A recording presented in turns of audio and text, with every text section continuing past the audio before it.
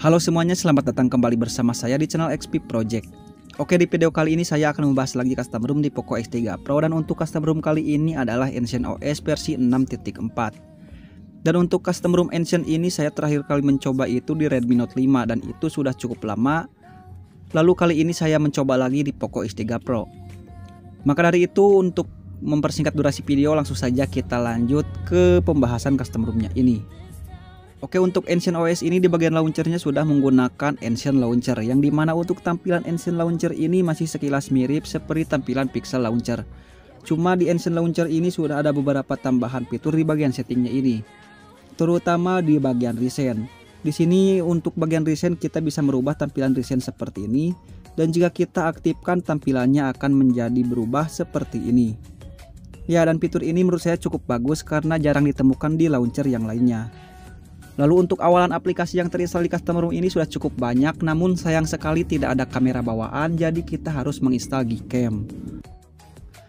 Selanjutnya kita lihat di bagian tentang ponselnya. Untuk Ancient OS yang saya gunakan di sini saya menggunakan versi 6.4. Lalu untuk versi Androidnya berada di Android 12.1, dan untuk update keamanan Android berada di tanggal 5 Agustus di tahun 2022. Lalu untuk versi kernel di custom ROM ini sedikit berbeda, yang biasanya untuk custom ROM Ancient OS ini sudah menggunakan kernel dari Ancient-nya itu sendiri. Tapi di sini sudah menggunakan kernel dari Fairyrise. Lalu untuk fitur-fitur di custom ROM ini sudah sangat banyak sekali, dan untuk fiturnya berada di Craft with Heart. Nah, dan di bagian ini sudah banyak sekali ya di dalamnya itu untuk merubah tampilan pada ROM-nya ini. Dan untuk fiturnya ini mungkin saya tidak bisa menjelaskannya satu persatu karena di custom ROM ini sudah sangat banyak sekali fitur. Lalu kita lihat apa saja fitur yang berada di bagian add-on. Untuk di dalam fitur add-on ini di sini ada Ancient UI Switch. Kita aktifkan terlebih dahulu. Untuk Ancient UI Switch ini adalah tampilan untuk menambahkan tampilan jam seperti ini dan tanggal juga. Dan jika kita matikan di sini untuk tampilannya akan hilang.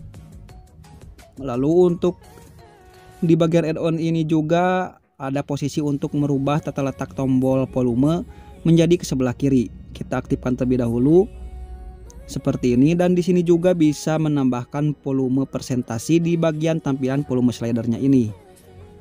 Kemudian di sini juga ada fitur untuk menampilkan info RAM yang kita gunakan.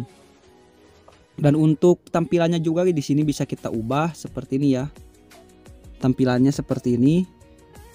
Kita ubah lagi jadi di bagian yang kedua menjadi seperti ini.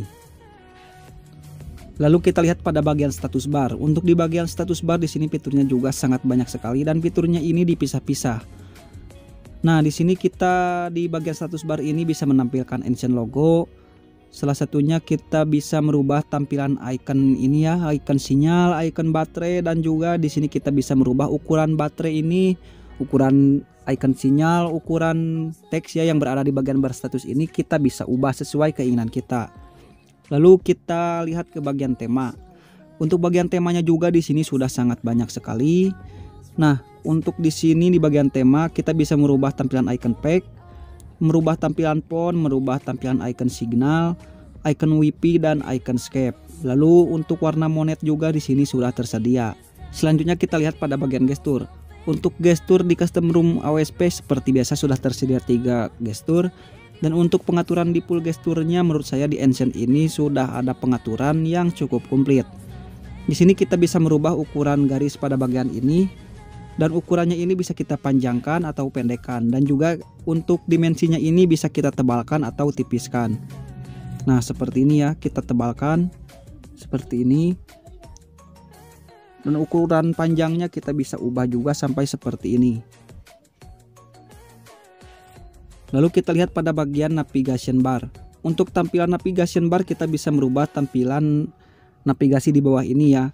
Di sini untuk tampilannya sudah cukup banyak, dan di sini kita bisa melihat untuk tampilannya kita bisa pilih sesuai keinginan kita. Di sini saya contohkan saya akan menggunakan yang Asus punya. Dan untuk menerapkan pengaturan ini kita kunci terlebih dahulu layar kuncinya. Nah, dan untuk tampilannya ini langsung berubah. Ya, jadi seperti itu ya untuk di bagian navigasi bar. Lalu kita lihat fitur di bagian lock screen. Untuk fitur di bagian lock screen ini tentunya juga sudah sangat banyak. Salah satunya di sini kita bisa merubah icon AOD pada bagian layar kunci dan juga bisa merubah tampilan warna pada bagian AOD-nya ini. Selanjutnya kita lihat pada notifikasi. Untuk tampilan notifikasi juga di sini sudah sangat banyak sekali. Karena untuk fiturnya ini terlalu banyak, jadi saya tidak bisa menjelaskan satu persatu. Dan saya juga malah pusing untuk mengatur beberapa tampilan fitur di custom ROM ini. Jadi sekarang kita langsung saja lanjut ke bagian wallpaper dan gaya. Untuk wallpaper dan gaya di sini tampilannya seperti ini saja, dan untuk petak aplikasi di sini tersedia dari 2x2 sampai ukuran 6x10. Lalu untuk tema gelap juga di sini berjalan dengan baik, tidak ada kendala. Kemudian untuk icon bertema juga di sini sudah bisa digunakan.